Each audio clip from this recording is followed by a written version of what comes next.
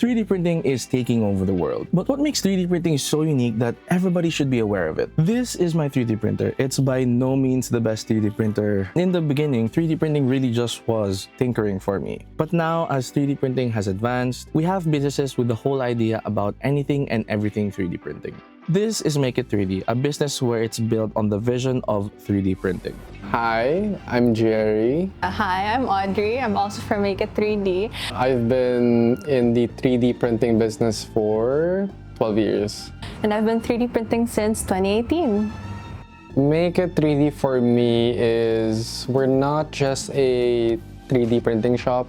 Our main objective is to be a one-stop shop. We go beyond just selling you a printer. We go way above and beyond just selling you materials. We like to make sure that what they're getting is tailor-fit to what they need. And for me, it's more of educating people how to use this technology, how to take advantage of it. Making that step towards your dreams is what Make It 3D is. It's scary when your printer breaks. You don't know what to do. So that's what we do best. We fix your printer. If you don't want to touch anything, bring it here. We fix it.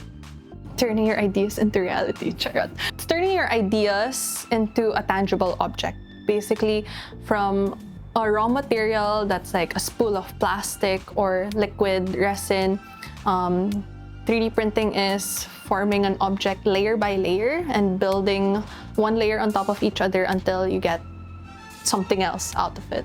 You stack certain objects on top of each other until you make a three-dimensional piece.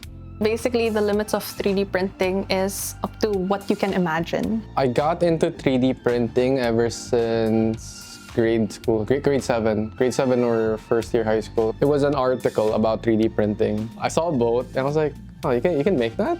And then it intrigued me to a point where 4 years down the line after high school, I saved up my money. I was able to buy my first 3D printer. It was so expensive to get into 3D printing. Like, it would cost you an arm and a leg. I learned a lot with that printer. I broke the printer, fixed it, broke it again, and right now it's like a sentimental piece. I was already in college, and it was just something that's cool. It's like, oh, cool, you can 3D print stuff. You can make things out of nothing, basically. I had a class where we had to do like presentations. The topic I chose for that was 3D printing, but at that time, parang it didn't really make sense to me yet. My first time trying a 3D printer was in 2018, and he taught me everything I knew with 3D printing. Well, for me, it's mostly the tech support or lead engineer. It's not limited to that. As a business owner, it's like everything is involved. You come from like packing orders, doing like marketing, making content. For me, I handle most of like our social media marketing, the admin side of things, 3D printing of orders.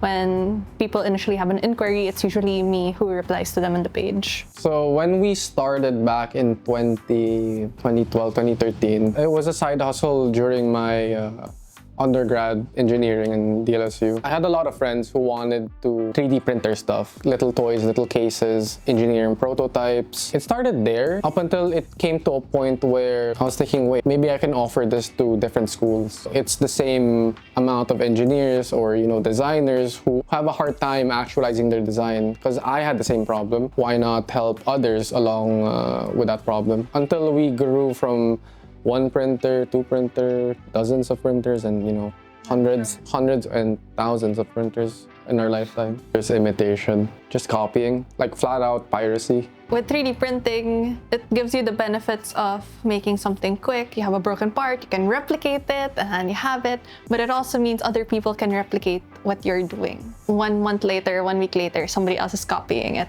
already. If you've designed it well enough where it's very hard to replicate something, you should be fine. Injuries vary. Like you can burn yourself. You can have a very violent allergic reaction to 3D printers. With like FDM printers, you're dealing with temps of like 200 degrees, 300 degrees sometimes, depending on what you're printing with. So if you touch that, it's small, but it's possible. And the bed's usually 60, maybe sometimes 100, so it's possible to burn yourself there. I think on the consumer side, more people are gonna have 3D printers at home in the next 5 to 10 years. It's not for everyone, but it's becoming more and more a staple at home. Like, oh, people who just want to try it out as a hobby, people who want to like to tinker a lot, because it's useful. It's not just limited to one thing. That okay, it's engineering. It's not just that. It's also crafting. It's also you can make fashion. Like you can 3D print bags, 3D print fabric. It's basically a tool that's used for a lot of things. And again, you're only limited by your imagination and your creativity.